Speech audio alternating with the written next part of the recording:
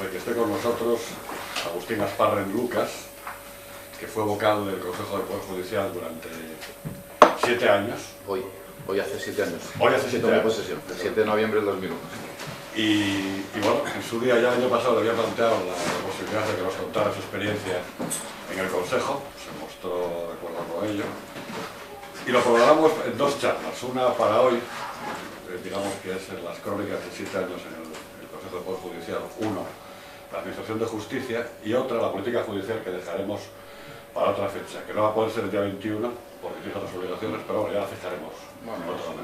O si no lo concentramos también, si quieres. Bueno, sí. Bueno, en realidad, como está todo mezclado, si lo hacemos como no puedo y si vemos que hace falta 2 o 3, se hace. Si lo haces en una, sí, si hacemos, yo creo, aunque da para mucho, pero bueno, yo creo que sí lo podemos hacer hoy, bueno, más o menos. Pues. Cuento unas cosas. Bueno, por eso. Es muy divertido. Por eso son muchos años, pues hoy el 7 de noviembre del 2001 fue cuando tomamos posesión y por lo tanto hoy se cumplen los 7 años prácticamente, hace un mes que cesamos hace poco y por lo tanto pues decir eso, casi fue un periodo excesivamente largo, el más largo de la historia de este consejo. Porque legalmente son 4 o 5. Son 5 legalmente, pero por el problema de la falta de acuerdo de los partidos políticos nos tocó además vivir toda la época de crispación, la época de la anterior legislatura de crispación, que como pues en el ámbito del Consejo, también como se transmite todo de alguna forma, el Consejo funcionaba el nuestro pues como un parlamento, como una prácticamente igual, pues toda la tensión que había entre los grupos políticos se transmitía igualmente al Consejo, ¿no?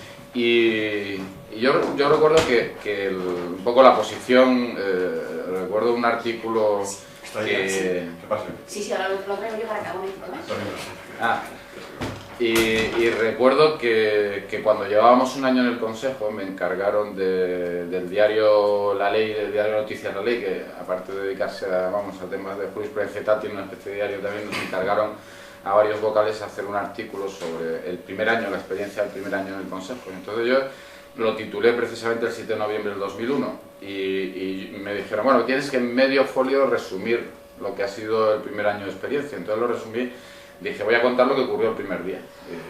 Con contar creo que lo que ocurrió el primer día puede uno imaginarse cómo fue el primer año, ¿no?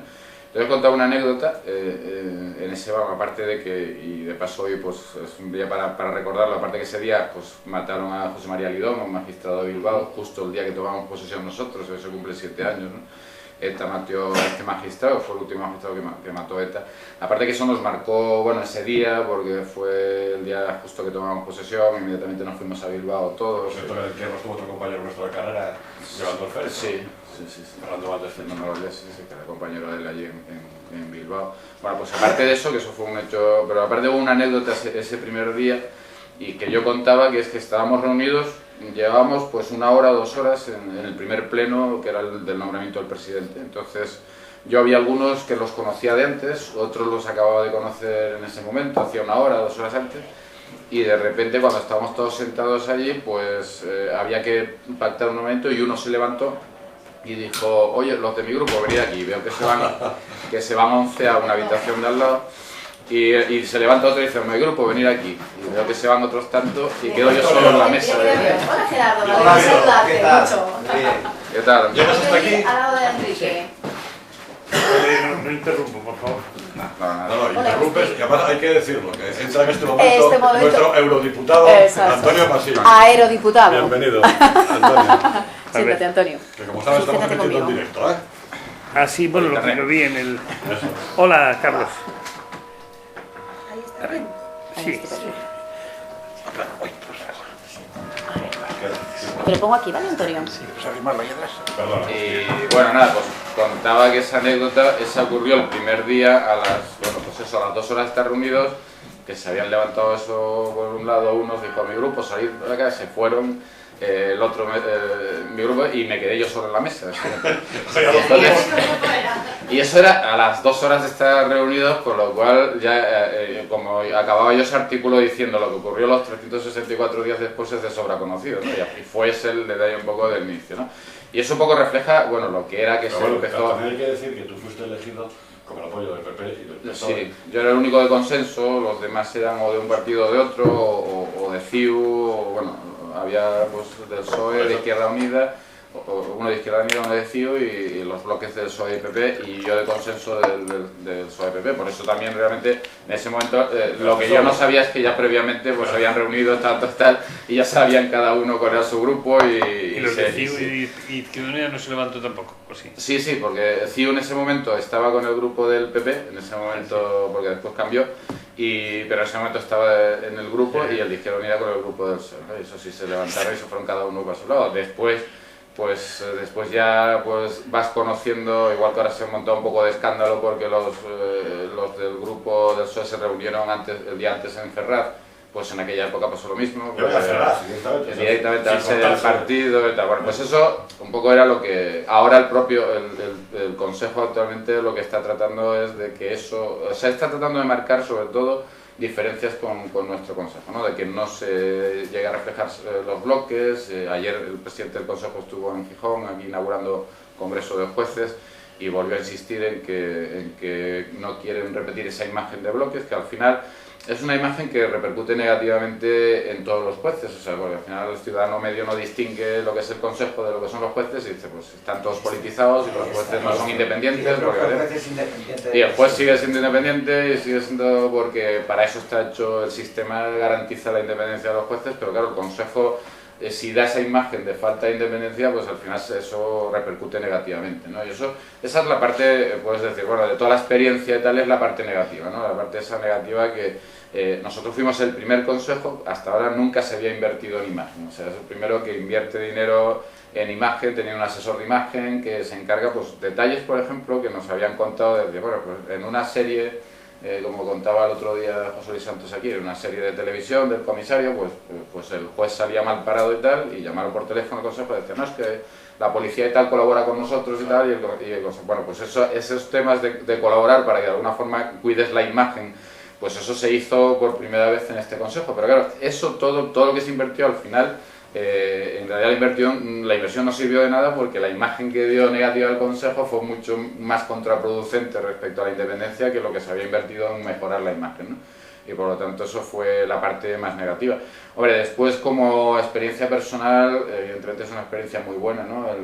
Cuando yo llevaba como aquí casi toda mi vida de profesional aquí en Oviedo, de juez, después de 21 años ejerciendo de juez, pues cortar, hacer un paréntesis de 7 años, entrando en lo que es política judicial, tratando directamente con los altos cargos, con los responsables de la política y tal, pues una experiencia personal muy buena, ¿no? Y recorriendo el mundo. Y después eso, la parte, al ser miembro de la Comisión de Relaciones Internacionales, pues eso me ha permitido conocer sistemas judiciales del primero y del tercer mundo, de todas partes, comparar, y en la comparación yo creo que salimos ganando, comparando, ya no digo por supuesto con países del tercer mundo, sino con países de Europa, pues tenemos, de los países más similares a nosotros, pues a pesar de estar en condiciones peores de número de jueces por habitante y tal, pues tenemos una respuesta judicial mucho mejor.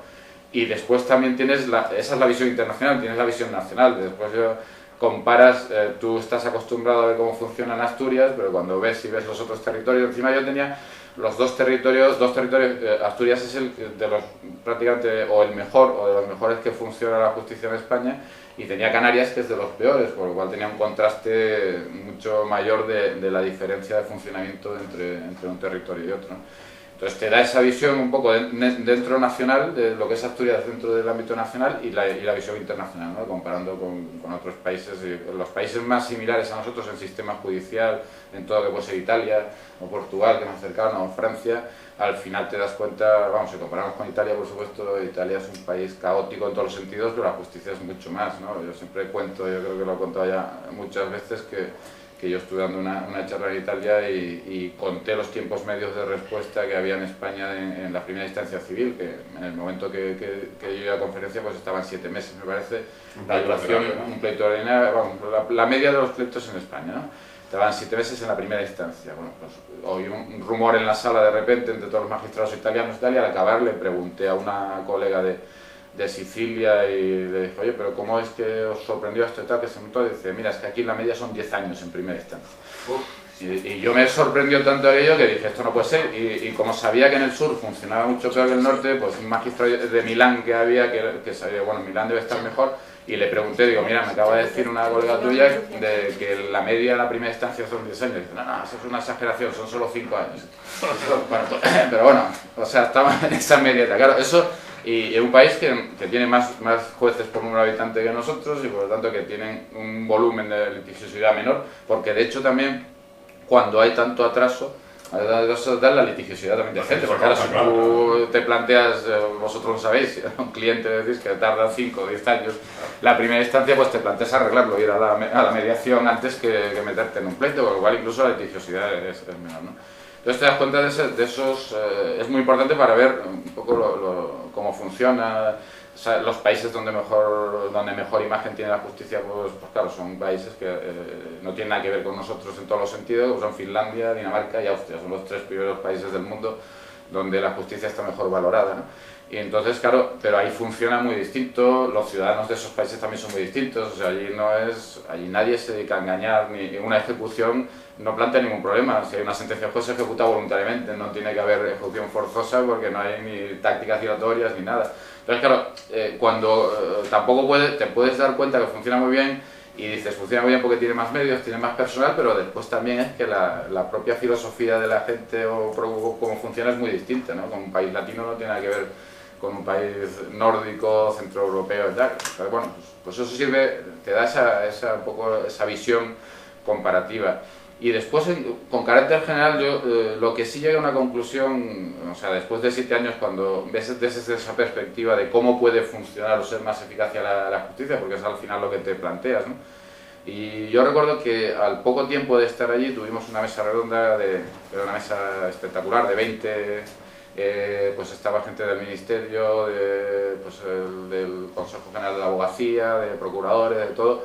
Todos dábamos una visión muy breve, en 10 minutos, de cómo considerábamos que se podía arreglar la justicia. Y yo recuerdo que en esa intervención lo tenía muy claro y decía, mira, aquí es muy fácil simplemente tener un número de jueces suficiente para que conozcan un número de asuntos que puedan ser, que sean asequibles y que pueda estudiarlos a fondo, que pueda atender a la gente perfectamente y tal.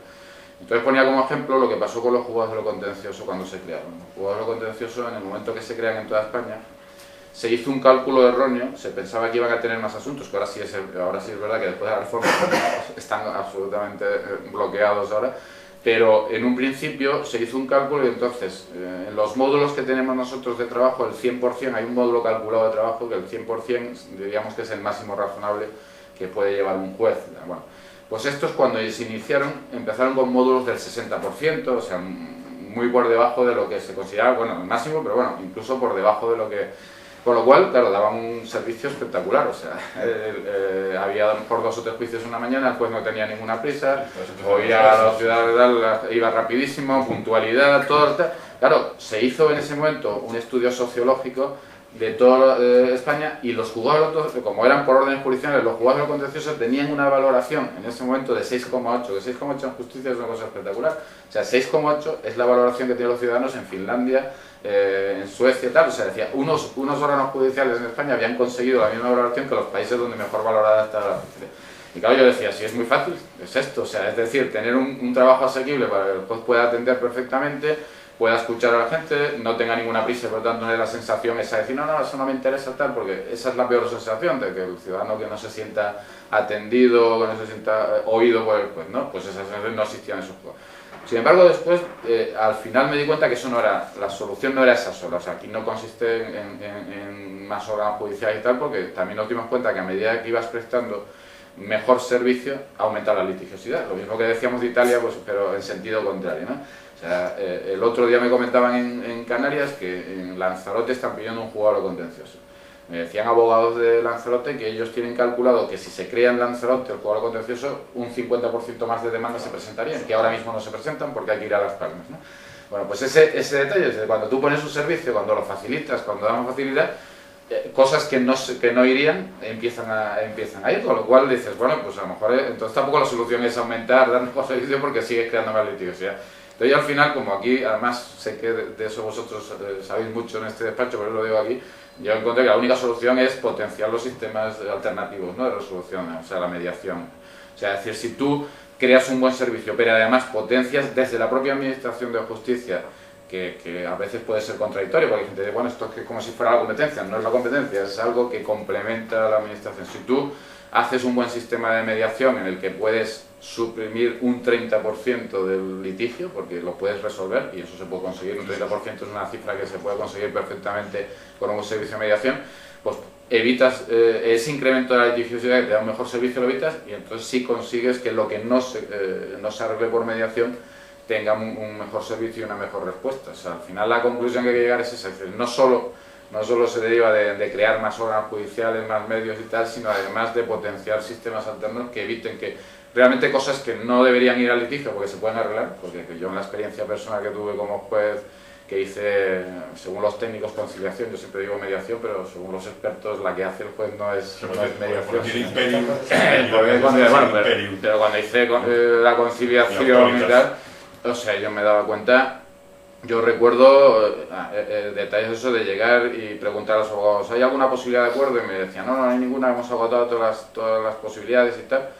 Y a los 20 minutos de decir eso estará arreglado el asunto. O sea que en realidad sí había posibilidades de acuerdo y se había conseguido allí. Entonces, si todo eso se consigue que lo que no es realmente litigioso y que se puede llegar a una solución mucho más sencilla y, por supuesto, más satisfactoria para las partes, la mediación, se retirara de los juzgados, pues eso se llegaría, vamos, eso daría una eficacia mucho mayor, porque lo que queda sí que es mucho más asequible para el volumen que pueda llevar un juez. De hecho, las últimas declaraciones de dos vocales del Consejo hace una semana en Valencia, al hablar de todo el tema del problema que tiene el juzgado mercantil con la crisis económica, dijeron que se iba a hacer un servicio común de mediación para que antes, casi de una forma más o menos, aunque no sé si obligada, o por lo menos que se diera la opción de que antes de ir al juzgado mercantil se intentara con una mediación resolver un porcentaje de asuntos para que de esa forma descargar los juzgados mercantil, como una medida eficaz y pronta que se puede hacer ahora, ¿no? Y al final, claro, después de eso, de analizar muchos datos, de ver eso, experiencias de otros países, de ver cómo funciona, llegas a la conclusión de que hay que coordinar esas dos medidas, ¿no? O sea, y hay sistemas como en Estados Unidos en los que es la propia administración la que da el servicio, lo que se llama el sistema este de multidur, que es, tú vas a un edificio judicial y vamos, no sé si físicamente o no, pero tú tienes tres puertas, por así decir, tienes la puerta de la jurisdicción, tienes la puerta del arbitraje y la puerta de la mediación, o sea, y te dan la opción, dice, tú puedes acudir a esto, puedes acudir, o el juez te dice, mire, ustedes vienen aquí, pero tienen ahí al lado un servicio de mediación, o tienen, si quieren ir a un árbitro que se resuelve y ya no hay tal, o tiene la jurisdicción. Y eso está propiciado en muchos estados de Estados Unidos por la propia administración es la que da ese servicio, ¿no? Que eso, algún vocal del Consejo, cuando lo hablaba yo estos días con él por el tema de los mercantil, me decía, bueno, pero eso es un tanto extraño que sea la propia Administración de Justicia la que esté favoreciendo los sistemas alternos. Digo, no, pero es que esta es una forma de beneficiar al propio sistema judicial, o sea, es que tiene que ser la propia Administración la que dé la posibilidad, ¿no?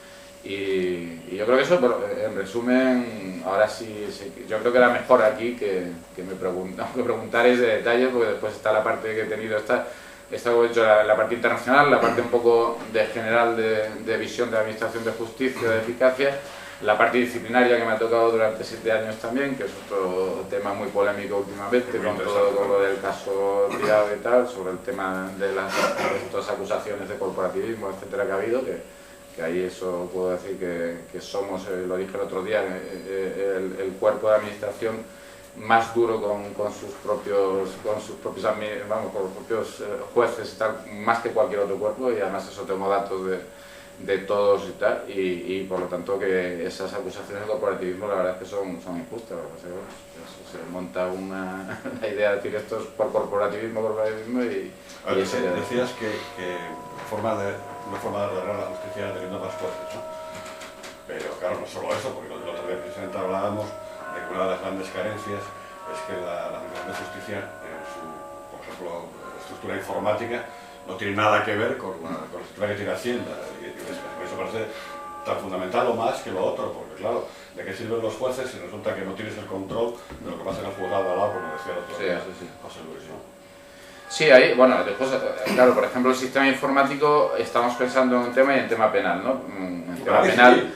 Bueno, pero en Parece, civil, porque bueno. el otro día había más Sí. que se habla y nadie se acuerda de las ejecuciones civiles. Sí. Porque nadie se acuerda de las ejecuciones No, civiles. sí, con carácter general sí. Lo que pasa es que, o sea, eso te facilita pues que no se produzcan errores como se produjo en este caso, o sea, que un juzgado no sepa que en el de al lado se está presentando los 1.15, uno que tú tienes en busca y captura, que eso ocurre habitualmente porque no hay una conexión, una interconexión como el sistema que tiene Hacienda, como decíamos el otro día, ¿no? El sistema, y desde hace muchísimos años, con lo cual se podía haber implantado justicia, pero bueno, se le dio preferencia a Hacienda y lo tiene Hacienda y no lo tiene justicia. Y lo tiene, pues probablemente la Seguridad Social también tenga un sistema informático muy bueno. Absolutamente. Y sin embargo hay otros ámbitos como el interior o justicia, como pasó también con el pasaporte famoso de Emilio Rodríguez Menéndez y tal, pues lo mismo. O sea, Bueno, no hay pues parece ser que fue con ayuda, ¿eh? Según una noticia de hoy o de ayer, Claro, ¿no? parece ser que una secretaria que fue del despacho Estaba era funcionaria en una comisaría de policía de no sé dónde, y de esa comisaría fue a la de Santa Engracia, como si soy funcionaria compañera. Entonces lo dejaron entrar en un ordenador y le hizo el pasaporte sobre la marcha. O sea, Sí, parece que no fue... sí. Pero bueno, tampoco hay lo que no hay la conexión interior, justicia y tal, eso no la hay, a lo mejor el interior también lo tiene. Eso sí es verdad, o sea, es que estamos en un sistema todavía dentro de justicia que el ordenador pues prácticamente está como sustitutivo de la máquina de escribir y un poco más, y no con todas las posibilidades que tiene. Y por esa parte eso sí falta, pero sí es verdad que el número de jueces, es fundamental, porque el número de asuntos, yo también lo contaba hace poco, cuando vas a Alemania y ves que un juez alemán pone 8 sentencias al mes, pues dices, claro, que con 8 sentencias al mes puedes dar un servicio pero espectacular. Y después España está en el puesto 27 de la Unión Europea de número de jueces por número de habitantes. En Polonia, que fue otro país que visité yo. Como 27, ¿no? No, bueno, 27 de la Unión Europea, pero de toda Europa, contando Unión Europea y no, que somos, no sé, 30 y tantos o 40 del Consejo Europeo. Eso se hizo un estudio del Consejo Europa. Y ahí salía eso, 27 por número de jueces por habitante. En Polonia es el país que tiene ahora mismo, lo sabes tú, Antonio, por el tema del voto ponderado. Entonces es el más parecido a España en sentido de población, porque tiene 40 millones de habitantes, España está en 44. Yo fui a Polonia y pregunté ¿cuántos jueces hay en Polonia? Me dijeron 8.000, y aquí somos 4.500. O sea que esta Polonia tiene prácticamente el doble de jueces que en España. Entonces yo estuve viendo los juegos de Polonia y claro, veías que el trabajo que tenían era infinitamente inferior al que había. Aparte de ser 8.000, la litigiosidad era la cuarta parte de la que había en España. O sea que encima se une no solo el número, sino que la litigiosidad era prácticamente inexistente comparado con lo que aumenta año tras año aquí, ¿no? Entonces yo creo que por eso sí es clave ese tema. Aparte de los medios, es clave que haya un número de jueces que pueda... En este tiempo, tuviste el Consejo, hizo algo en orden a conseguir que hubiera más jueces o en orden a conseguir un mejor sistema informático. Mira, eso primero ¿Sí no depende... ¿Sí puede hacer algo? Sí, no depende, claro, no depende del Consejo. Una de las cosas que ha dicho el nuevo Consejo ahora, cuando ha liderado todo este movimiento, ha querido liderar este movimiento de los jueces y tal, es decir, lo único que puede hacer es un poco servir de interlocutor ante el Ministerio de Justicia, entre quien tiene el presupuesto, que es el que tiene que desarrollar. El número de jueces se discute anualmente, ahora ya entre las comunidades autónomas y el Ministerio de Justicia, porque el Ministerio de Justicia entiende cuántos jueces se pueden crear, las comunidades autónomas, como les tiene un coste también, porque si tú creas órganos judiciales, el juez lo paga el Estado, lo paga el Ministerio, pero los funcionarios los paga, o los edificios judiciales ahora ya los pagan las comunidades autónomas, y aquí en Asturias a partir del 1 de enero pues el personal también pasa a depender de la comunidad autónoma, y por lo tanto se necesita un acuerdo en cuanto al número, y por lo tanto al Consejo se le oye, pero no es ni vinculante ni nada, y por lo tanto lo deciden entre el Ministerio y las comunidades, por lo cual es muy difícil que pueda hacer algo. Se han hecho estudios de planta judicial, pero es que incluso una cosa curiosa con este tema de la excesiva politización o sintonía entre el Consejo de los partidos políticos, cuando gobernaba el PP y coincidía la mayoría del Consejo, que era la mayoría favorable al PP, y estaba Michavila de ministro, Michavila dijo, como no querían invertir en ese momento, dijo que la planta judicial estaba cubierta, que lo único que había era que redistribuir y tal, que con los jueces que había se podía tal, que incluso hubo un momento que dijo que la media de jueces por España estaba muy por encima de lo que se decía, porque el que hay en España dijo que había pues 9.000 o no sé cuántos, porque contó los jueces de paz también, ¿no? Ah, bueno, a ver. Incluyó a los jueces de paz, y que nosotros ya de cachondeo decimos, bueno, habría incluido a los jueces de línea también, porque ya puestos a aumentar números y tal. Y bueno, entonces decían a la planta judicial, entonces la postura del Consejo, como en ese momento la mayoría del Consejo había sintonía del Ministerio, de no, la planta judicial está cubierta perfectamente, no se necesitan juzgados. Bueno, 15 días después de cambiar el gobierno y tal, los mismos que habían dicho la planta judicial ya estaban haciendo un estudio que se necesitaban pues 3.000 jueces más, ¿no? Porque ya no estaba gobernando el PP. Entonces esa misma sintonía pues también ha perjudicado el que se haya hecho estudios más objetivos de la planta que se necesitaba de verdad, ¿no? No sé qué, pero desde el Consejo se puede hacer muy poco, se puede decir eso, hacer un estudio, decir, en base a decir, ahora mismo en España el 60% de los jueces están trabajando por encima del 100% de la consecutividad máxima. Ese módulo, el módulo que se hizo precisamente para crear juzgados. Se dijo, vamos a hacer un módulo objetivo, de forma que cuando se pase del 100 se crea un nuevo órgano judicial. Bueno, pues ahora mismo se necesitarían con esa medición, que es una medición absolutamente... Entonces el Poder Judicial es muy poco poder, ¿no? Porque claro, poco puede hacer por tener más jueces, poco puede hacer por nada, depende por lo que di cuentas del Ministerio de Justicia, es decir, del Ejecutivo. Sí, depende, como claro, en lo el económico... Estado, tampoco disminuido, ¿no? Sí, en realidad más que el Consejo es el órgano de gobierno de los jueces. O sea que al final lo que hace realmente respecto a lo que es la administración de justicia tiene muy poco poder, porque encima con este sistema de España de triple dependencia, de que el juez dependa del Consejo, el secretario del Ministerio y los funcionarios de la comunidad autónoma, pues al final el Consejo tiene muy poco, lo que tiene es órgano de gobierno de los jueces para garantizar la independencia, que sería pues el poder disciplinario que no tenga el Ejecutivo, que lo tenga el Judicial, para evitar que a través de, por ejemplo, de la responsabilidad disciplinaria se pueda controlar a los jueces y se les pueda mermar la independencia o de alguna forma obligar a que decidan de una forma con una amenaza de una disciplinaria. Eso está hecho, las garantías están hechas así, disciplinarios, nombramientos. Pero fuera de eso, todo lo que es acción disciplinaria y nombramientos, ¿no? lo fundamental de las constituciones en las que se inspira el modelo español, que es la italiana, la portuguesa y la española, son las más parecidas en el sistema y lo que tratan de garantizar es que los nombramientos, ascensos, promociones de los jueces y la responsabilidad disciplinaria, eso esté en un órgano autónomo y no dependiente del Ejecutivo, para garantizar la división. Porque tú dices, si el Ejecutivo puede nombrar a los magistrados del Supremo, pues nombrará a magistrados que sean más afines a él. Si tiene la potestad disciplinaria, pues a lo mejor puede abrirle un expediente a alguien que está resolviendo un tema en contra de sus intereses, en contra del Ejecutivo. Entonces se hace como garantía de la independencia el que haya un órgano autónomo, pero sobre todo, fundamentalmente, en tema de nombramiento. La dependencia económica, hay países que sí tienen todo. O sea, yo contaba también hace poco el tema de Costa Rica. El Poder Judicial de Costa Rica tiene presupuesto propio, el 6% además del presupuesto nacional, que aquí no llega al 1%. El 6% se lo dan a la Corte Suprema de Costa Rica. La Corte Suprema de Costa Rica es la que paga a los jueces, a todo el personal, es la que nombra a los jueces, la que nombra tal, y ahí sí que tienen un poder judicial en todos los sentidos, ¿no? Quizá Costa Rica tiene la gran ventaja de que, como no tiene el presupuesto de defensa, que es el único país del mundo que creo que no tiene ejército y por lo menos no tiene defensa, se puede dar el lujo de dedicar un 6% a justicia, ¿no? Cosa que en otros países es impensable. Y ahí sí que hay un poder, pues en el poder total, ¿no? En el sentido económico, de disposición, y además sin posibilidad de que se le pueda reducir, porque está establecido por la Constitución el porcentaje que le corresponde.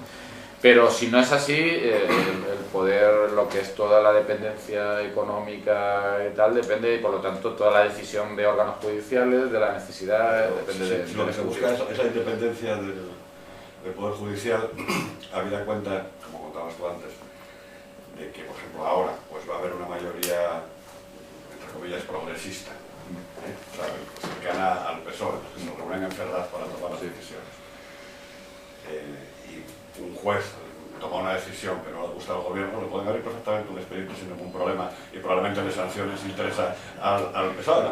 Bueno, eso es lo que se ha llegado a plantear alguien, decir, para que haya un consejo, al final con cuotas, y que por lo tanto depende del partido, para eso que no haya consejo, ¿no? Decía, si el consejo se crea, si la finalidad fundamental del consejo es garantizar la independencia de los jueces, y no la garantiza porque realmente al final se ha convertido en un mini parlamento, pues entonces para eso no. Hay gente que se ha planteado decir, pues que no haya consejo, porque para eso que pues ya directamente que lo tenga el ministerio, como existía en época de Franco, como existía antes de la democracia, o como existe en otros países donde no se plantea, pero digo también por la mentalidad. O sea, en Alemania no hay consejo, en Alemania no hay consejo, en Inglaterra no hay consejo. ¿Que no depende de la justicia? Sí, y no pasa nada, pero allí nadie discute la independencia de los jueces, pero ya digo que es otra mentalidad. En un país latino, sin embargo, eso sería inconcebible. O sea, en Alemania, en Inglaterra, por ejemplo, que los jueces se nombran por parte del Ejecutivo, formalmente es la reina que los nombra y tal, pero que es un nombramiento del Lord Chancellor, que bueno, ahora hay un sistema que va cambiando en estos momentos.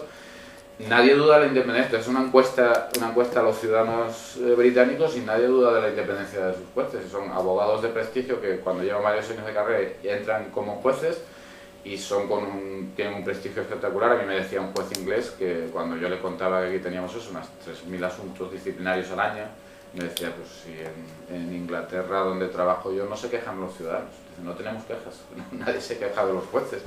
Y sin embargo ahí, y no dudan de su independencia. Y cuando les preguntas, les extraña que les preguntes, oye, pero ¿y a ti si te nombra el Ejecutivo y tal, la gente no da independencia? Les parece una pregunta extrañísima. Eso no conciben que se pueda dar porque les haya nombrado el Ejecutivo. O sea, es una persona, primero, es una persona de un prestigio, abogados de gran prestigio, que terminan su carrera como jueces, que tienen todavía pues, un prestigio todavía mayor en Inglaterra, y por lo tanto el que los nombra da igual quién los nombre. O sea, ellos son independientes y se van a jubilar como independientes, y no se plantea en ningún momento que le tienen que agradecer al que le nombró porque sea de tal partido. Eso no lo tiene que conciben. ver con la calidad de los jueces, porque estamos hablando de la cantidad, que sería una posibilidad de que todo fuera mejor, que haya muchos más jueces. Pero nosotros en el juzgado vemos, pues, por ejemplo, en el juzgado de Gijón hay juzgados de pena, juzgados de instrucción, y todos vemos que uno funciona fenomenal, otro no tan fenomenal y otro fatal.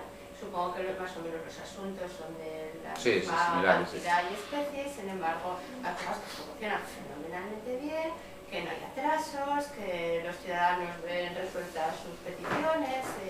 Entonces, la calidad de los jueces debe ser importante. Igual quizá por eso en Inglaterra, que es gente de un reconocido prestigio y que tiene una experiencia importante y que está en el tema, en el lado, también está en el otro lado, estuvo en el otro lado, pues igual todo eso es lo que hace. No es cuestión ya de cantidad, de quién nos nombra y quién nos nombra, sino igual es la manera de acceso a la carrera.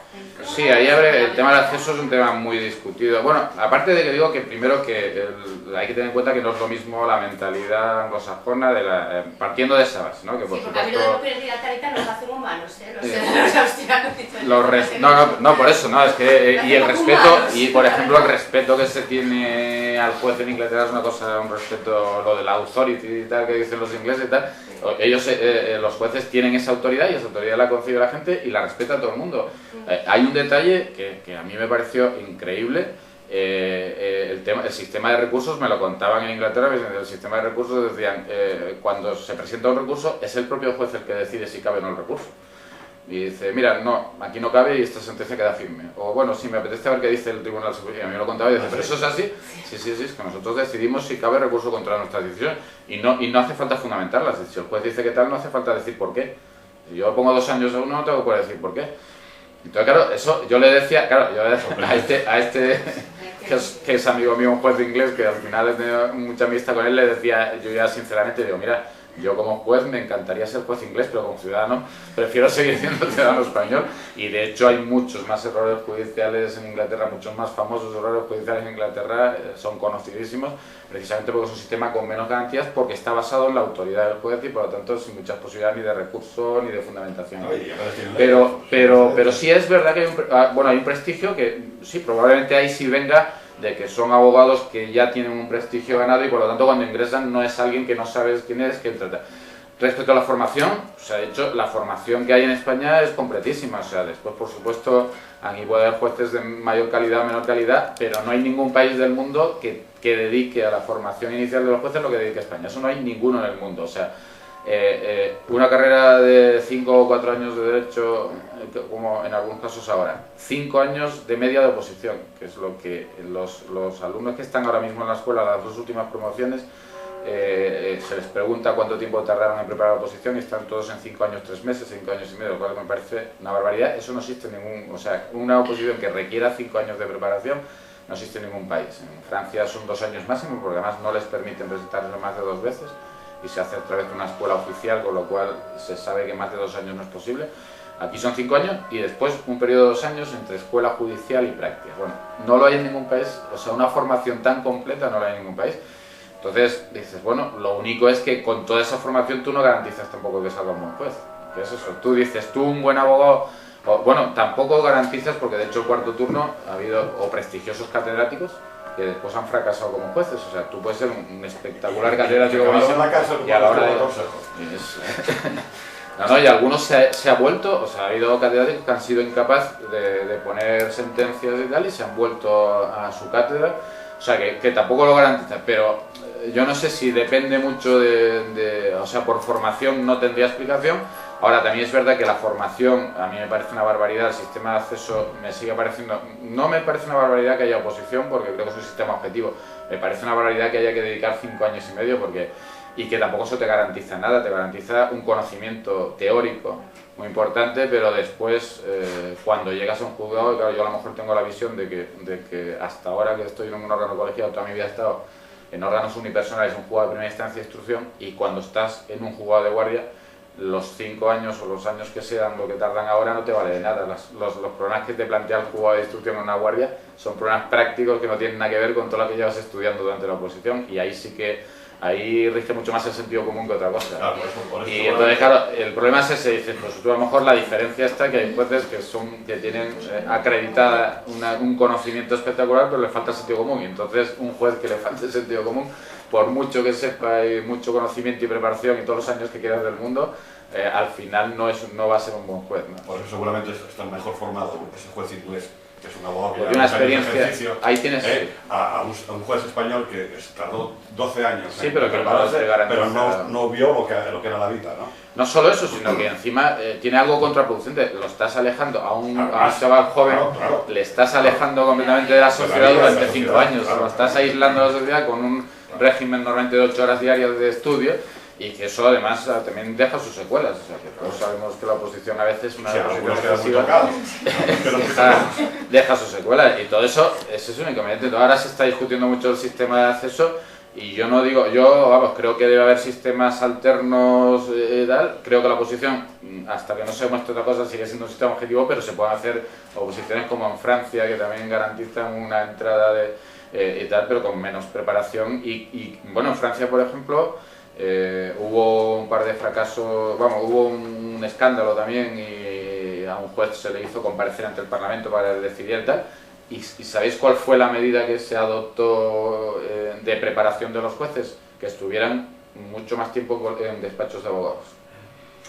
Esa fue la medida que adoptaron en Francia ante un fracaso judicial que fue de un juez que realmente pues metió la pata por falta a lo mejor de sentido común y tal. Pues la medida que hicieron los franceses, pues ahora aquí, por ejemplo, porque yo creo que vienen jueces a este despacho, sí, pero me vienen exactamente 15 días, ¿no? 10 días, sí. Los laborables son 8, bueno, 7.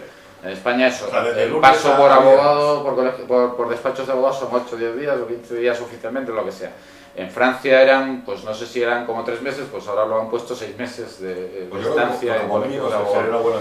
Y como parte práctica de la formación, o sea que a veces precisamente para alejarse de ese sistema tan aislado, decir, pues ver otra realidad, incluso a mí me cuentan muchos jueces que han pasado por despachos de abogados, que ahí sí se dan cuenta, como además se les dice en la escuela, que no se identifiquen, sino que vayan como si fueran un abogado más, y vayan a hablar con un funcionario y tal, se dan cuenta de cómo se trata a veces a los abogados. Esa visión que no la tienes desde que estás después, que estás en tu despacho y no te enteras de lo que pasa, te enteras previamente, es decir, y te das cuenta a lo mejor de que como vas yendo con un abogado acompañándolo, te das cuenta de esa parte del juego que no la vas a conocer nunca, porque nunca... La última chica, Nuria. Pues contaba Enrique antes. Bueno, estaba cansada. Nosotros, por ejemplo, nos tocó en Penal en Oviedo esperar a que el señor o la señora, pues me voy a identificar, tenía juicios señalados tropecientos. Llegó tardísimo. Entonces, la sublevación que había allí a la puerta, claro, la vivió durante 3 horas. Pues y cuando acabó, dijo ella, bueno, no lo voy a hacer en mi vida. Claro, eso es lo que te iba a decir, probablemente esa juez nunca lo haga, o sea, se ha dado cuenta de lo que puede y... Oye, digo, vaya paliza día, digo, mira chica, encima entramos, el juicio se suspendió porque se les había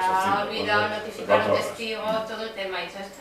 bueno, digo, fue un desastre esto, chica, no aprendiste nada, decía, no, aprendí muchísimo. Sí. En mi vida voy a hacer esto, porque bueno, la falta de consideración, claro, como nadie sabía que era juez. No, por eso, en la escuela se les recomienda que no se identifiquen nunca, que vayan como si fueran del despacho. Ella era una práctica habitual Ya. del juzgador, porque todo el Sí, mundo sí. contaba ahí sus asuntos, entonces ella, bueno, pues... Sí, No, el día que estuvo en el colegio yo se lo pregunté. Sí. Que ya fuiste a un juicio y dice, sí, estuve ayer. ¿Y qué fue lo que más te llamó la atención? Dice, lo que nos hicieron esperar y que nadie se disculpa. Pues, Bueno, y eso- Pero eso tomando nota. Son dos cosas. Son dos cosas. La Muy importantes las dos. Claro, Porque claro. no tengo que esperar y que nadie se disculpó. Y que luego Porque se es una cuestión de educación. suspendieron vale. porque se les había olvidado. Es una cosa, Cuestión de educación. a mí- Pero eso tiene una solución, espaciar los señalamientos. No, sí, hay muchas es que lo soluciones. cambiamos también. Bueno, aparte, a lo mejor Llegar a hay la algunos. primera. No, pero hay algunos que ya no empiezan por llegar una hora después del No, primero, con lo cual ya ya. no. Claro, eso ya no tiene sentido. Bueno, nunca tiene sentido, no solo por bueno, ya no solo por educación, que eso ya tendría que ser suficiente, sino que se aprobó la Carta de Derechos del Ciudadano de la Justicia y ahí expresamente se dice que todo ciudadano tiene derecho a que su juicio se vea puntualmente y que todo juez tiene obligación, deber de explicarle cuando no ha sido puntual porque ha sido. Y eso no lo hace. Yo recuerdo que estuve en un debate con Serraluki, con el abogado este de familia de Madrid, y llevaba de ejercicio 50 años, yo creo, porque Serraluki debe tener sus 80 años probablemente, o 70 y muchos y tal, y me decía, ¿tú puedes creer que yo en 50 años de ejercicio solo un juez me pidió disculpas una vez porque había empezado tarde el juicio?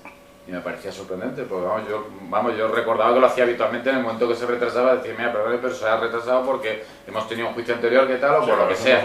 Y lo decía, y entonces que me dijera él que en 50 años de ejercicio solo un juez se le había disculpado por un retraso, me parecía que era una falta, una parte de falta de educación, pero incluso ahora vulnera la Carta de Derechos del Ciudadano, ¿no? Con lo cual es un tema que eso sí hay que cuidarlo, y por eso esa parte yo creo que a lo mejor reforzar esa parte era bueno, porque ahí ves el ver la visión desde el punto de vista del abogado sin identificarte y pasándote como miembro de un despacho y pasando por los juzgados y viendo esa realidad, te da una visión muy buena y que eso sirve mucho para después, ¿no?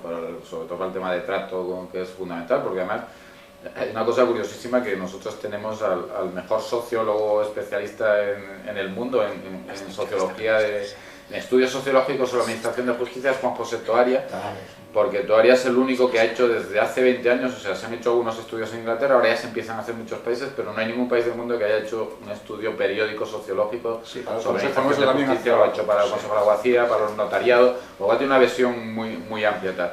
Toaria, y yo lo he hablado muchas veces con él, llegó a la conclusión después de muchos años que lo que valora realmente el ciudadano no es tanto la rapidez de la respuesta, sino el trato recibido. Y eso se llegó después de muchas encuestas y tal. Es decir, o sea, un ciudadano valora mucho más el que el juez atienda a su asunto, le deje hablar, lo escuche, vea que se está enterando del asunto, que conoce su asunto. Eso es lo que más valora más un ciudadano. Si tú le dices, mire, su asunto lo podemos resolver en 15 días, pero lo vamos a resolver muy rápido, no lo vas a dejar hablar, tal, no sé cuánto, va a ser una cosa muy rápida, o se lo resolvemos en 6 meses, pero usted va a tener tal, después se lo va a estudiar a fondo. Pues todos los ciudadanos te han dicho, prefiero que sea en 6 meses, pero que se lo estudie y sepa de verdad todas las circunstancias. Y esa es la clave. Entonces, por el tema del trato, para mí me parece que es un tema fundamental y que se arreglaría mucho, y eso da prestigio y confianza, o sea, porque esa es la clave de una buena administración de justicia, la confianza en el ciudadano, ¿no? Y la confianza, la de confianza deriva el trato, o sea, está claro que cuanto el trato sea más cercano, hay más confianza. Esto pasa con la amistad y con todos, la confianza viene de un trato cercano y por lo tanto eso es clave, ¿no?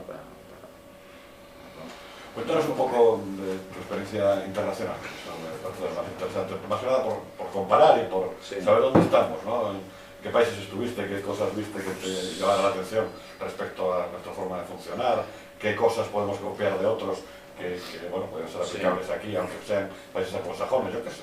O sea, hay cantidad de cosas seguramente que... Sí, hay pues Estados hay Unidos, cosas... Inglaterra, qué sé yo. Sí. Hombre, Inglaterra ya dije, es muy curioso por eso, ¿no? Por todo eso que acabo de decir, y por ejemplo... es que no es tan que sea dependa del juez el que ya sea. el recurso es... No, y después hay otra cosa sorprendente, o sea, creo que es el 95% de los asuntos penales los ven jueces que no son juristas, que no son licenciados en Derecho. El 95% de los asuntos penales en Inglaterra los ven los magistrates, que allí es la diferencia con nosotros, que los que son magistrados son una especie de jueces de paz, que no son licenciados en Derecho, o sea, pues el carnicero, no sé dónde, el panadero, cualquier persona que no tiene dedicación exclusiva a eso, sino que le pagan por sesiones y tal. Y esos ven el 95% de los asuntos. ¿Y le hacen alguna formación? Sí, les dan, sí, una formación sí les dan, tampoco muy... Pero no, porque se entiende además que no es un tema... O sea, al final, salvo los casos más complicados de a lo mejor homicidios, asesinatos, violaciones, estafas, que eso... Claro, la verdad es que si veis el porcentaje de penales os daréis cuenta que el 95% pues son robos, hurtos, claro.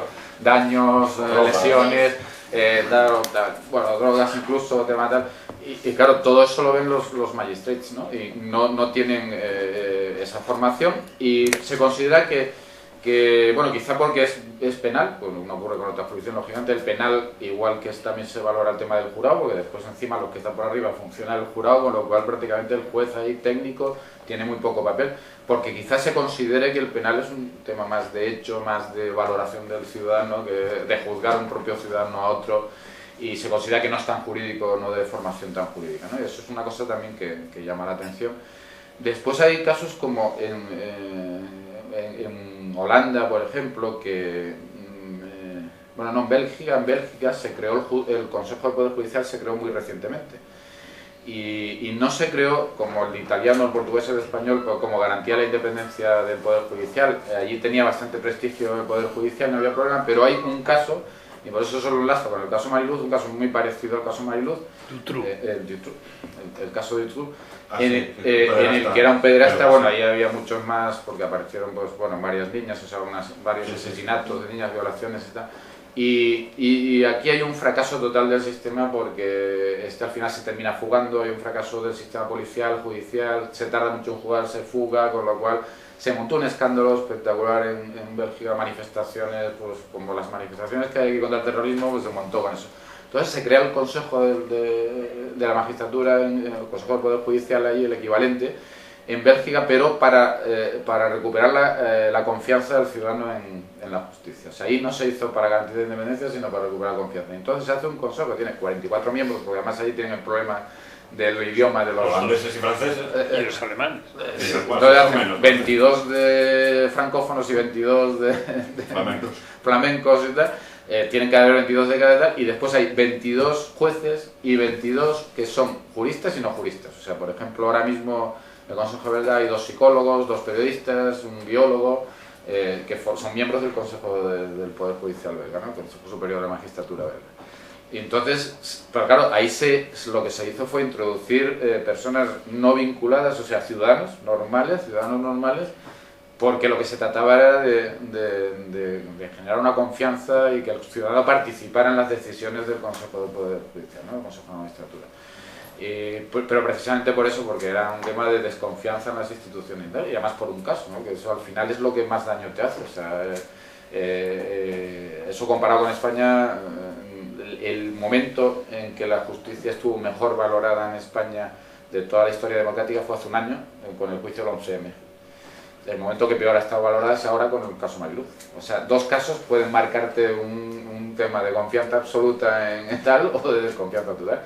Y entonces lo que se ha intentado, pues a lo mejor en Bélgica es eso, tener un consejo con participación ciudadana y tal, para que de alguna forma diga, bueno, pues se le deja participar también en la propia organización, designación de cargos disciplinarios, etcétera, de los jueces.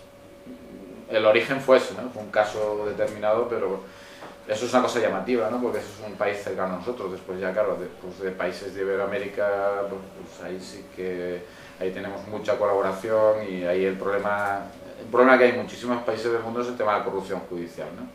Que ese afortunadamente en España no lo tenemos, ¿no? El tema de corrupción en América es absolutamente normal. Hay muchísima corrupción y sin embargo... ¿Corrupción de dinero o de otro tipo? Sí, política, ¿o qué? Sí, corrupción política, corrupción de dinero. Hay países, yo recuerdo en Paraguay, cuando estuve yo, decían que Paraguay había aparecido, bueno, de vez en cuando hay una clasificación de países por corrupción y tal, y Paraguay aparecía el segundo del mundo, algo así.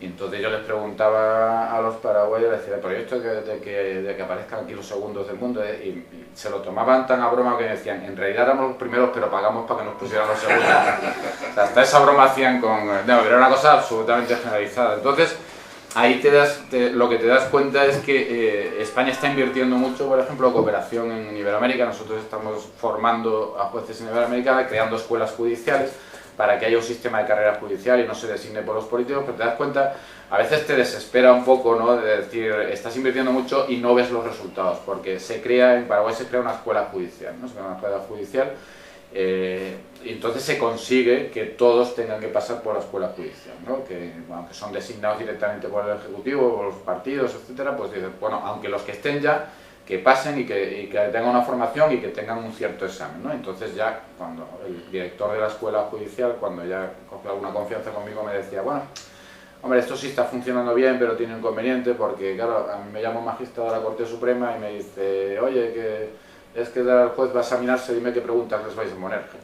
Entonces dice, bueno, montas todo un sistema y tal, pero al final te llama y dice, claro, era un magistrado de la Corte Suprema, yo no le puedo decir que no, le digo las preguntas, con lo cual el sistema al final estás invirtiendo para que haya una cierta garantía de que haya gente preparada y después al final ves que falla porque hay una corrupción muy generalizada, ¿no?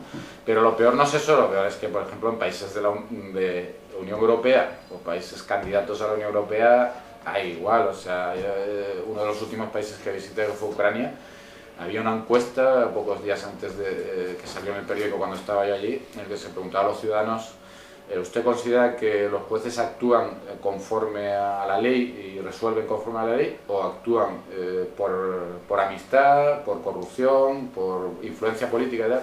Pues el 90 y pico % decía que era por todo eso, menos por... O sea, el 95% de la población decía que actuaban corrupción, llamarlo, ¿no? Eso estamos hablando ya de países de Europa y en países del este de Europa ese problema hay bastante, ¿no? Afortunadamente eso es otra de las cosas que vino hace poco un relator de la ONU, tema de derechos humanos, que hacen estudios sobre el tema de derechos humanos en todos los países, que era un finlandés que vino y nos preguntó, pero ¿hay corrupción en España y tal? Porque bueno, viene con la mentalidad que ven que los países latinos, que tal, que no sé cuántos son iguales que los de Iberoamérica y tal. Y me acuerdo que le dije mira, el hecho de que no hay corrupción es que yo he sido 21 años juez y nadie ha intentado corromperme. O sea, que eso es un dato muy, muy significativo. O sea, es que yo creo que la mentalidad está tan asumida por la gente de a mí nunca nadie me ha intentado corromper. Y dices, es que si nadie lo ha intentado es que todo el mundo está convencido de que los jueces no se les puede corromper. O sea, si no habría una mentalidad y tal, o sea, dices, en España los casos que ha habido y ahora mismo se acaba de condenar 2 años a un juez en Marbella, son casos aislados, o sea, pueden contarse con los dedos de la mano lo que ha habido, y casos y cuando los hay, pues al final han salido, ¿no? Y son casos muy limitados, claro. Y eso sí es una diferencia con países, ya no digo tan lejanos a nosotros. Los años que cayeron a este juez de Javier Marbella, sí. Javier Urrutia, no me acuerdo cómo se llama. Un apellido vasco, ¿no? De la operación Urquía. Años, pero sanción administrativa por... No, de pena de cárcel, de prisión. Pero eso es para no entrar en la cárcel. Bueno, con 2 años... Pero tiene otro asunto. Este asunto tiene otro, o sea que el otro sí le condena el otro va para la cárcel. ¿Y eso comporta separación de la carrera? ¿Comporta separación? Sí, ya está separado de la carrera. Sí. Está separado de la carrera y cumpliendo pena está todavía este bill, yo creo, no se estará en régimen abierto y tal, pero ya lleva tiempo, o sea que... Tiene unas cuentas corrientes por ahí. O sea que ha habido... Sí. Antonio, pregunta que tomaste muchas más. Sí, que tomaste nota ahí. No, bueno, yo creo que uno de los retos más importantes que tenéis los jueces y que se vislumbró en este Consejo, a pesar de todas las críticas que ha tenido como cuestiones positivas, y se va a vislumbrar también en el nuevo, porque hay el que era presidente de la audiencia de Sevilla, que ha entrado ahora, sí, es un hombre muy Carmona, sí, Carmona, es muy versátil en todos los temas europeos, sí. Y es la unificación de los sistemas.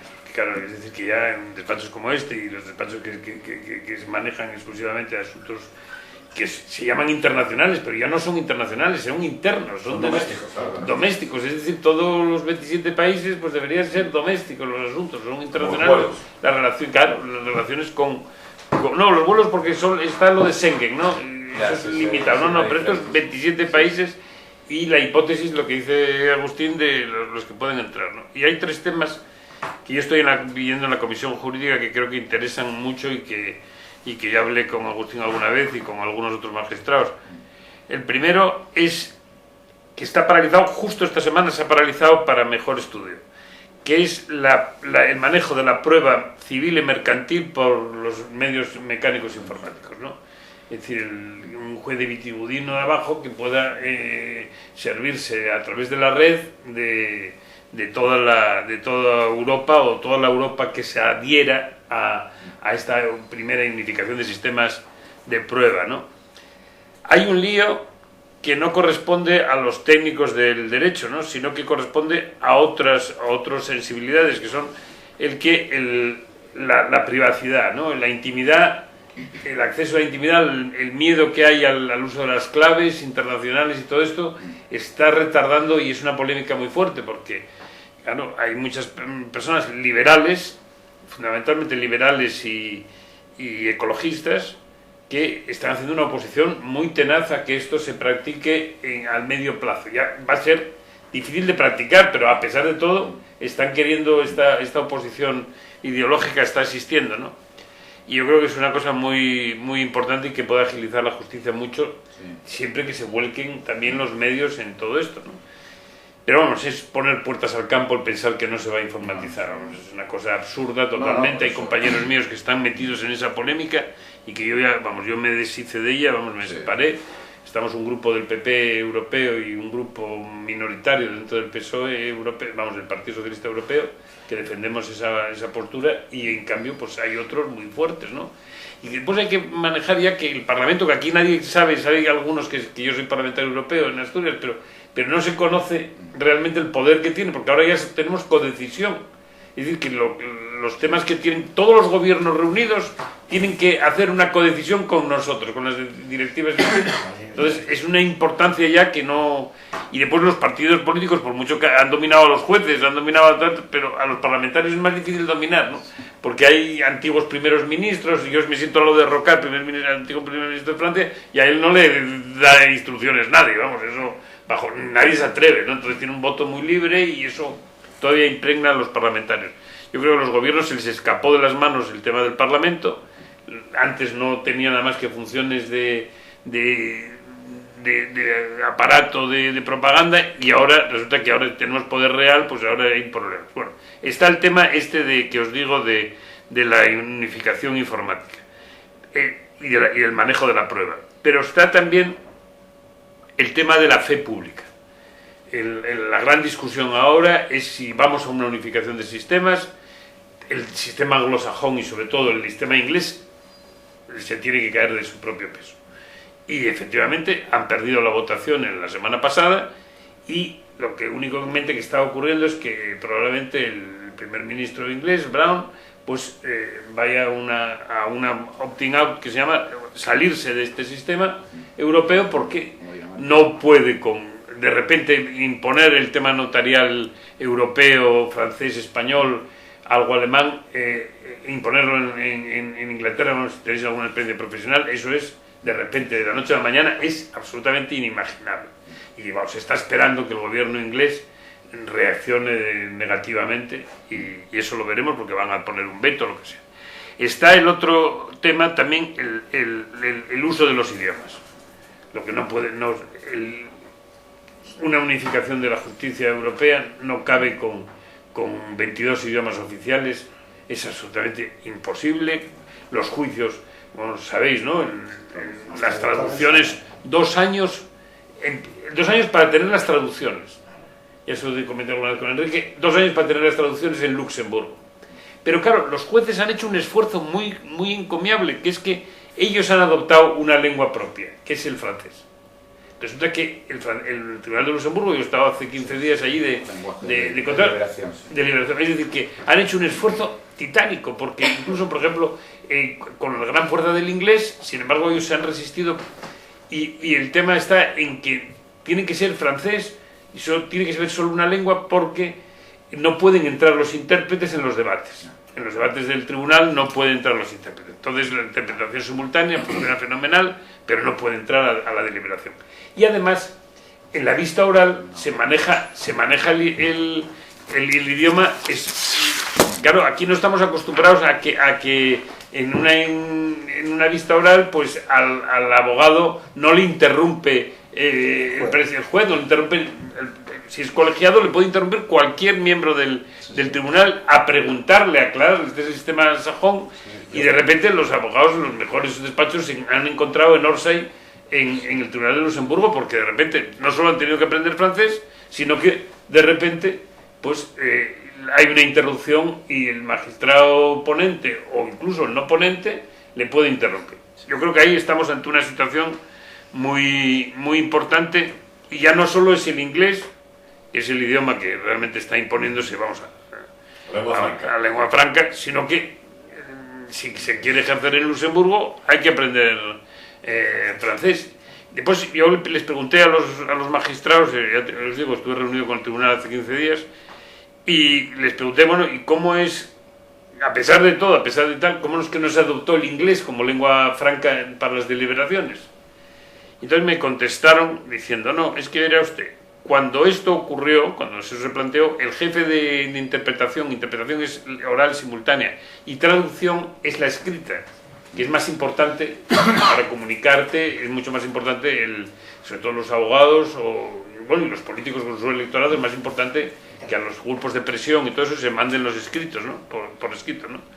Pues resulta que no había, hace 10, 15 años, no había en todo las islas británicas, no había 25 personas que pudiesen traducir al inglés de otro de los idiomas de cualquiera de otros idiomas de la comunidad, y tendría también que hacer suplencias, ¿no? No había 25 personas en todo Gran Bretaña que pudiesen admitir un puesto de intérprete o traductor perfecto al inglés, al nivel que se exige, claro, el nivel perfecto, el nivel literario altísimo. Y entonces, ¿y cómo es que no lo sabía con los millones de habitantes que son? Y además, por ejemplo, yo os puedo decir que contra el mito de los ingleses que no aprenden idiomas, en el Parlamento Europeo hay más ingleses sabiendo español correcto que españoles sabiendo inglés. Eso es una cosa terrible, pero está ocurriendo. Entonces, resulta que no había ingleses porque las empresas privadas, esas personas se los disputan.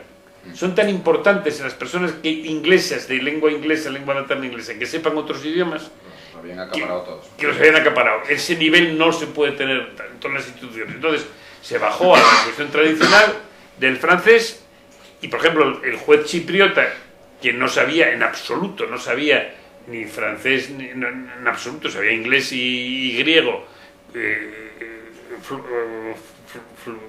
fluente, pero fluidamente, pero no sabía francés. Y entonces resulta que este hombre hizo un esfuerzo titánico, y es que ha mantenido el prestigio de esta institución con el idioma. El hecho de que no puede ser elegido, y está muy bien, no puede ser elegido ningún juez en España para el Tribunal de Luxemburgo que no sepa francés. Como sabéis, los candidatos fundamentalmente son los abogados del Estado, y esos abogados del Estado para los 2 puestos de magistrados que tiene España en este momento, y se va a renovar, pero se va a renovar sin duda alguna entre el cuerpo de abogados del Estado que interviene en francés cotidianamente, ¿no? Entonces eso es un asunto muy importante. Y el tercer asunto también, o cuarto asunto muy importante, el tema de la independencia que has tratado, Agustín, yo lo veo como también hay que llegar a la unificación de criterios de la independencia. En España es demasiado vulgar el que mecánicamente un partido y los medios de comunicación diciendo los jueces progresistas, el propio ministro lo dice, es que es una cosa absurda, que es que el propio ministro tienen que, la misma manera que estamos vigilando el lenguaje feminista o machista, pues hay que vigilar también el lenguaje judicial, y no se está en absoluto, en España no se está en absoluto, es demasiado vulgar, porque por ejemplo Obama va a nombrar ahora, porque como son vitalicios los miembros del Supremo, los va a nombrar directamente él, sin encomendarse ni a Dios ni al diablo. Incluso viene uno, claro, y viene uno de la época de Gerald Ford, es el más antiguo, que ya no, o se muere o ya está incapacitado por viejísimo, por vetusto, pero los va a nombrar sin ningún problema. Es decir, que los lores en el caso Pinochet es un prestigio de la magistratura inglesa tremenda, ¿no? Los lores juzgan el caso Pinochet y después por la relación esa que había entre uno de ellos y su mujer, perteneciendo miembro de Amnistía Internacional, se anula la sentencia y en revisión extraordinaria y se produce otra sentencia con mayor número de lores que deciden el caso y que lo deciden, bueno, como sabéis, en el sentido que ha causado jurisprudencia internacional, ¿no? Y después el tema de la casación española. Yo creo que la casación no se sostiene. El procedimiento, todo el mundo está contra la casación que se hace en España. El tema, efectivamente, es verdad que tiene más vicios la apelación en cuanto a la decisión unipersonal del propio juez contra sus propias sentencias, en la admisión a trámite, pero la casación española lleva muchos años en crisis e incluso plantea algún problema de la nulidad de muchas de las sentencias o de la revisión que podría ser objeto de muchas sentencias que se han dictado en ese sentido, ¿no? Aquí yo sé que habéis tenido un caso que lo visteis en su día y que se planteó ese problema, ¿no? Y el problema sigue abierto y hay poca sensibilidad española, incluso entre los propios profesionales del derecho, para acabar con la casación. La casación como limitación de la apelación no se puede admitir en el derecho europeo futurible, ¿no? Ahí se tendrá la unificación de doctrina, ¿eh? Sí, claro. Sí. Y de legislación. Pues sí, hay un montón de temas ahí interesantes. Procuro bueno, sí, la primera parte que dices sí, no, lo resumo. La primera parte que dices es respecto, en el fondo, el desconocimiento de las instituciones europeas y de todo lo que es unificación europea y tal. Eso es un tema muy preocupante. O sea, lo mismo que decías del Parlamento, el desconocimiento que hay del derecho comunitario es mucho más preocupante, porque es un derecho que decía, hace un año decía el anterior secretario de Estado de Unión Europea, Alberto Navarro. Recuerdo que le oí una conferencia y decía que actualmente, y se refería hace un año, el 44% de la legislación española es comunitaria. Eso es una realidad increíble, o sea, decir que el 44% de las normas que ahora mismo son comunitarias, y esas normas se rigen por criterios completamente distintos, la jurisprudencia que rige la del Tribunal de Justicia, porque incluso, no sé si veis un voto particular que acaba de salir en una sentencia del Tribunal Supremo de la Sala Tercera sobre la apostasía, con el tema de la protección de datos y tal. En esa sentencia hay un voto particular de un magistrado, de Joaquín Welling, que estuvo en Cangas de Narcea. Estuvo en Cangas de Narcea de juez, que inició por ahí su carrera judicial. Sí. Y Joaquín Welling, en el voto particular, dice algo terrible. O sea, yo cuando lo leí quedé preocupado, porque viene a decir que los propios compañeros de la sala no saben, porque se lee en el voto particular, que no saben que una directiva que se haya traspuesto al derecho español sigue siendo comunitaria, porque es lo que dice en el voto, dice, y no es cierto que por el hecho de que una directiva comunitaria haya pasado a formar parte del derecho interno no deja de ser comunitaria. Si está diciendo eso es que sus compañeros de sala le han dicho eso y tal, y por lo tanto no han planteado la cuestión prejudicial, ¿no? Con lo cual es terrible que en el Supremo pues todavía haya ese nivel que hay generalizado de desconocimiento del derecho comunitario, ¿no? Y eso es muy grave, pero además yo pensé que era propio de España, pues siempre uno tiende a ser más crítico y tal, y hace poco vi un informe de la Unión Europea que decía que, por ejemplo, en el tema de cuestión prejudicial, el 85% de los jueces franceses que no se encontraban familiarizados con la cuestión prejudicial. Entonces es más preocupante porque Francia es uno de los dos países que inició toda esta historia. Entonces eso es un tema de desconocimiento que siempre ha habido en todo el tema de instituciones europeas, de derecho comunitario y tal. El tema de espacio judicial europeo que decías, yo hasta que cesé el otro día era el punto de contacto de la red judicial civil y mercantil en España. O sea, yo era el que estaba encargado de red de contacto con el resto de países europeos en la red judicial. Y eso es un tema que se tiende a ir al espacio judicial europeo, a que todo lo que sea operación en pruebas en materia civil, mercantil, las pruebas se hagan directamente, lo que son los exhortos internos, eso se haga todo directamente de juez a juez, ¿no? Es decir, ahora mismo el Consejo en esto sí que ha hecho una labor muy importante. Se han hecho documentos donde tú ahora tienes acceso, sabes exactamente a quién le corresponde por la dirección, cuál es el juez competente en un juzgado de Alemania, en tal partido judicial y tal, y los tienes en documentos que están en la página del Consejo, que, son, que cualquiera puede acceder a ellos, y por lo tanto facilita todo el tema de la cooperación, la relación directa que puede haber también entre jueces, etc. Entonces es un tema incluido con, como dices, el tema de los idiomas. En tema de idiomas, también el Consejo está iniciando ahora, hicimos unos cursos intensivos en inglés y francés para jueces españoles, que es meterse una semana en la Cristalera, que es un sitio en la Sierra de Madrid. Estás aislado completamente una semana, que es un edificio que tiene allí la Universidad Autónoma de Madrid, y se están mandando grupos de jueces para ser intensivos en francés e inglés. Yo hice uno en inglés ahí, que es una cosa muy dura porque terminas loco todo el día, desde que te levantas no te dejan hablar español ni un solo minuto al día. Y eso, pero eso se está haciendo precisamente por este tema, porque hay que preparar, no queda más remedio que ahora esos dos idiomas, bueno, sobre todo el inglés, que al final, como dice Antonio, hay una especie de resistencia al francés que sigue siendo el idioma de deliberación en el tribunal, pero yo creo que eso al final se va a terminar acabando y va a ser el inglés el idioma. Claro. Y lo de los 22 lenguas, estoy convencido, claro, va a haber una lucha tremenda porque siempre hay lo del mantenimiento de ese idioma, pero yo estoy convencido que en unos años y a medida que vaya habiendo ampliaciones, que el inglés va a ser el único idioma en el que se va a traducir todo al final al inglés, y va a terminar siendo... Además es que es muy caro todo. Sí, yo por eso, las propias sentencias del Tribunal de Justicia de las Comunidades, que están en 2 años de duración, la mayor parte es todo debido al tema de las traducciones, o sea, que tú tengas que tener una cuestión prejudicial, se la retrase 2 años por culpa de las traducciones, pues es un tema que afecta... El único juicio que vi era un tema de ayudas de Estado, era la Comisión contra el Estado italiano. La lengua del proceso era el italiano, pero los jueces cuando interrogaban a los letrados, les interrogaban en su propio idioma. A mí me llamó mucho la atención. Bueno, claro. Pero intérpretes, ¿no? Sí, los intérpretes estaban allí todos en las cabinas, había 2 además, y se sustituían cada 10 minutos porque dicen que el desgaste que sufren que es enorme, pero preguntaban en su idioma y los abogados les contestaban. Me acuerdo de lo que defendía el Estado italiano, el tío se puso los auriculares al hombro y les contestó a todos, le preguntó un portugués, un español, un inglés, un francés, y el tío les contestó a todos en su lengua. En la lengua del que preguntaban, la lengua del que preguntaban. Todo el juicio tú tienes derecho... Yo me quedé y... Los auriculares y tal, y viene... En el juicio hay un idioma, claro, por ejemplo, las cuestiones prejudiciales, el idioma oficial del procedimiento es el idioma del país que planteó la cuestión prejudicial. Sí, este era el idioma italiano, pero después cada uno puede utilizar el idioma que quiera de su país, o sea, y los abogados o los Estados miembros que normalmente comparecen ante el tribunal, pues utilizan su idioma.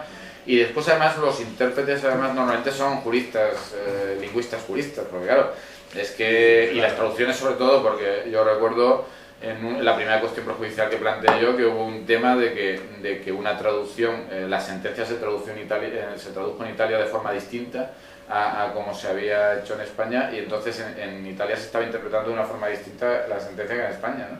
Y se tuvo que corregir porque por un tema del lingüista, del jurista lingüista, que cambió una palabra de tal, y una palabra, o sea, tú cambias una palabra y te puede cambiar completamente el sentido de todo. Entonces, claro, una sentencia que además es fuerza vinculante, que crea de la jurisprudencia comunitaria y tal, que es vinculante, se estaba interpretando el caso Marlissin, se estaba interpretando de forma distinta en Italia que en el resto de los países. Bueno, pues eso, vamos, es un tema, yo creo que ahí está. Otro tema que decías, que estabas en el tema de la independencia del lenguaje, eso es que es fundamental, es que aquí cada vez se va dando más pasos y entonces ya se reconoce lo que pasó con el nombramiento del presidente del Consejo General del Poder Judicial. Siempre se filtraba en la prensa diciendo los partidos han pactado ya el nombre del siguiente presidente del Consejo. Aunque dices, bueno, sabías, en teoría son los miembros del Consejo los que tienen que nombrarlo, pero ya se sabe que está pactado. Pero es que esta vez ha sido comunicación oficial de Moncloa. A mí los periodistas les preguntaba yo, ¿pero dónde viene la noticia? No, la noticia ha sido una comunicación oficial del presidente de presidencia del gobierno diciendo que se ha decidido que el presidente, que ha hablado con el PP, que el presidente va a ser Carlos Vivar. Claro, esas formas ahí, es que se van perdiendo las formas, o sea, ya no solo es que la independencia esté peligrando ahí, sino que además se está reconociendo como algo... Hoy mismo en el País viene hoy un artículo, que ahora estaba recordando lo que decía, que hablaba de los nombramientos pendientes del Consejo, y decía, quedan por ejemplo las presidencias del Tribunal Superior de Galicia y de Madrid. Decía, donde están muy interesados el PSOE gallego y el PP madrileño respectivamente. Eso viene en el País hoy, podéis leer.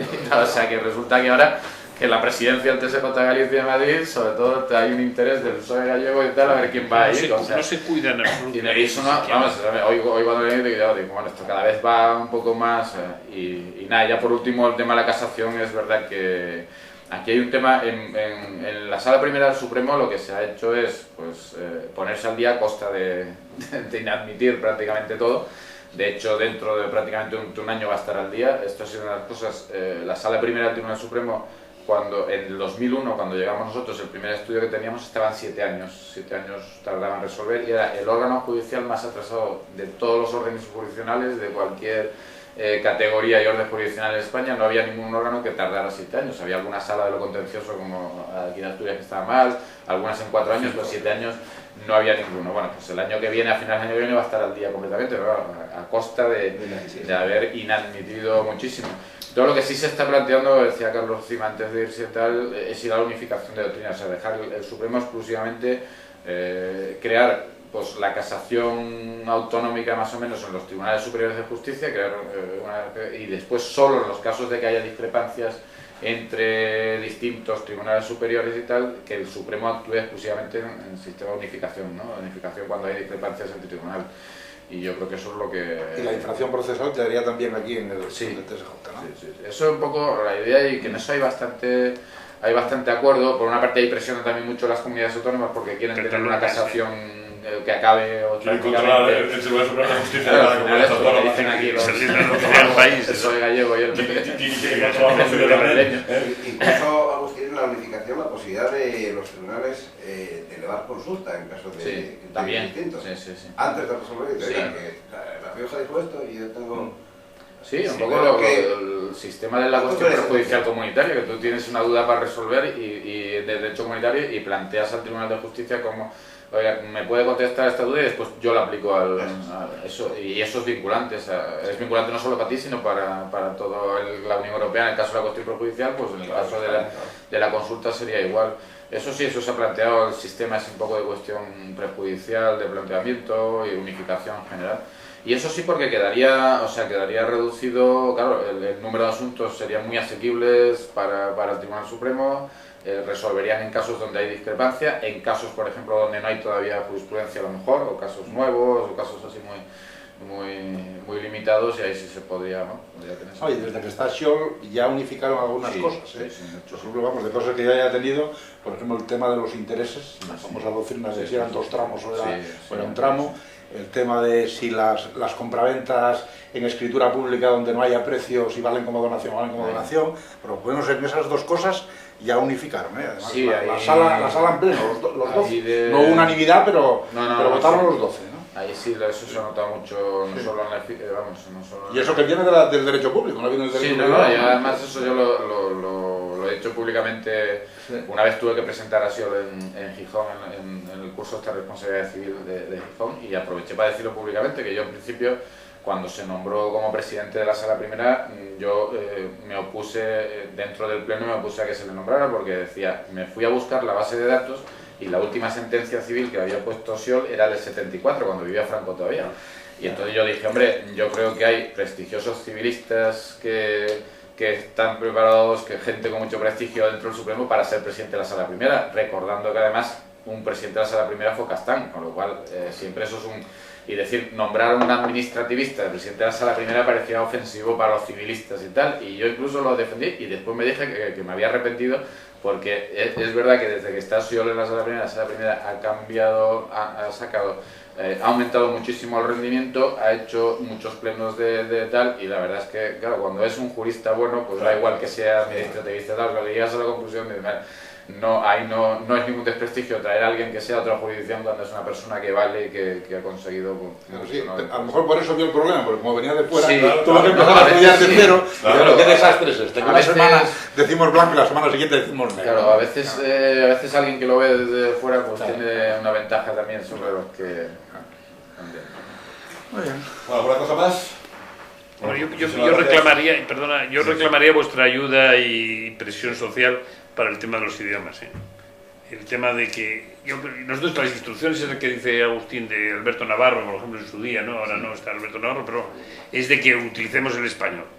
que hay que utilizar y hay que forzar el español, hay que fomentar el español porque hay una batalla como tercera lengua del alemán o el italiano, y que son más número de habitantes en la Unión Europea, pero aunque España tenga prestigio, el español tenga prestigio por Sudamérica y por Norteamérica, por Estados Unidos, que yo ejercí en Estados Unidos y lo utilicé el español en Puerto Rico y en Miami perfectamente sin ningún problema.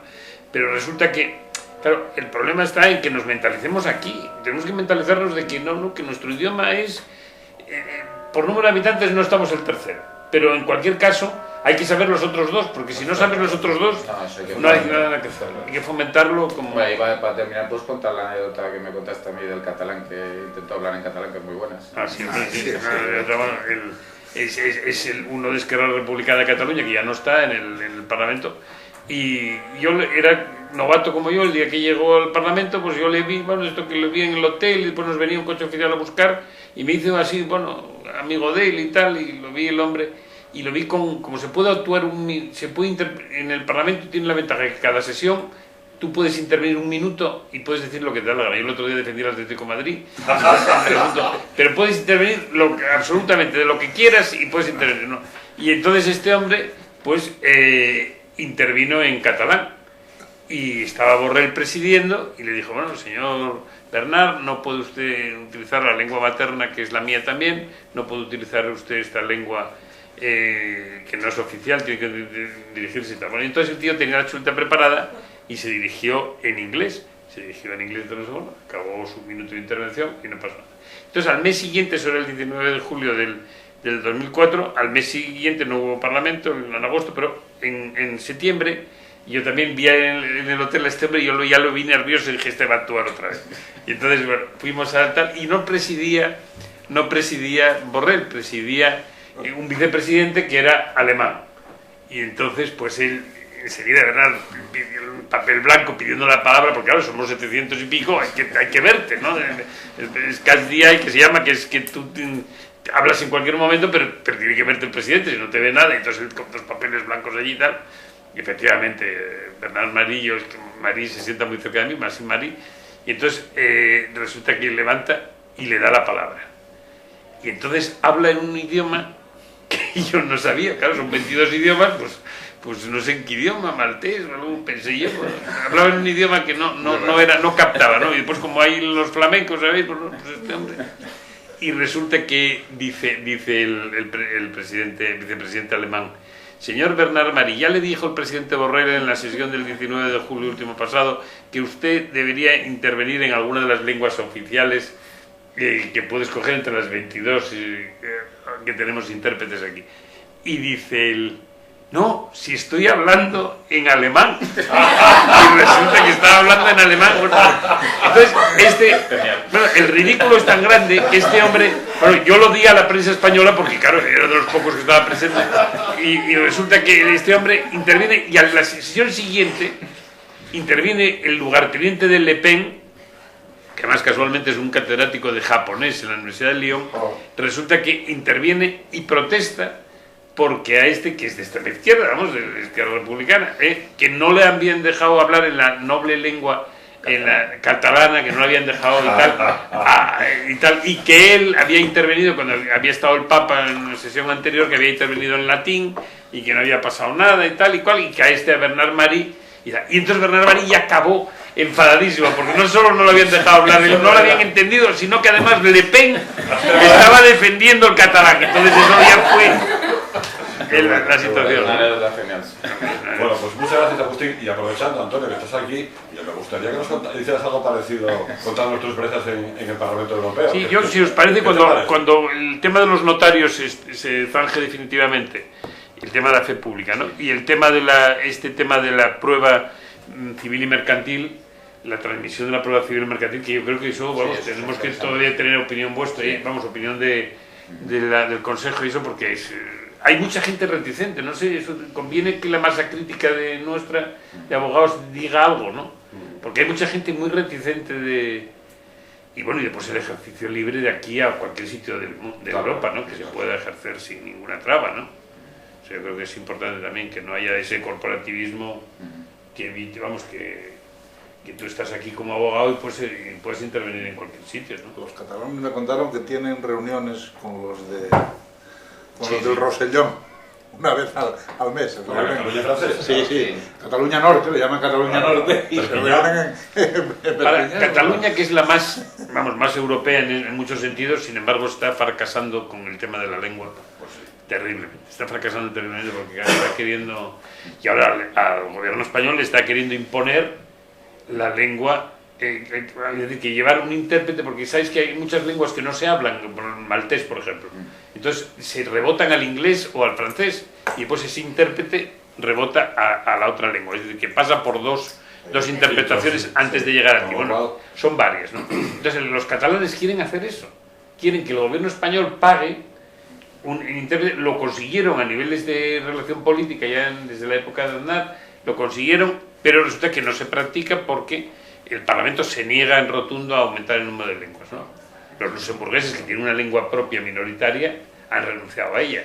Los finlandeses ahora están pensando en renunciar al finés.